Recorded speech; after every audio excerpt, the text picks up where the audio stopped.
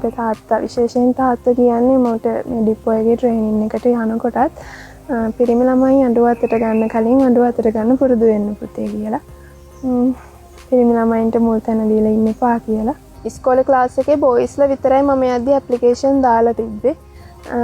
ඒතර ඉස්කෝලේත් කිව්වා මේ ඔටෝමොබයිල් වලට බොයිස්ලා විතරක් ඇප්ලිකේෂන් දාවට ඔයා මොකුත් හිතන්න එපා. මේ ඔයාට ගෑනු ළමයෙකුට ඔයාට පුළුවන් මෙහෙම ඉස්සරහට යන්න කියලා. ටීම් එකේ ඔක්කොම 20ක් හිටියා අපි මේ කෝස් එකට එද්දී. තව මමත් එක්ක තව එක ගෑනු ළමයෙක් හිටියා. පිරිමි ළමයින්ගේ නොලෙජ් එක අපිට වැඩි. හැබැයි එහෙමයි කියලා ඉතින් අපි අතෑරියේ නැහැ. අපි ඒගොල්ලෝ තරමටම ඉගෙන ගන්න මහන්සි වුණා. ටියර් බොක්ස් එකක් වගේ බානකොට ඒක කඹ වලින් බානකොට ගොඩක් අමාරුයි. හරි. ඒකට ඉතින් මේ බොයිස්ලා ඇවිල්ලා ගන්න හැදුවට අපි ඒක දෙන්නේ අපි උදර ලහරිය එක බාන්න ඕනේ කියලා කියනවා. ජංගා ගන්න එපා කිව්වා.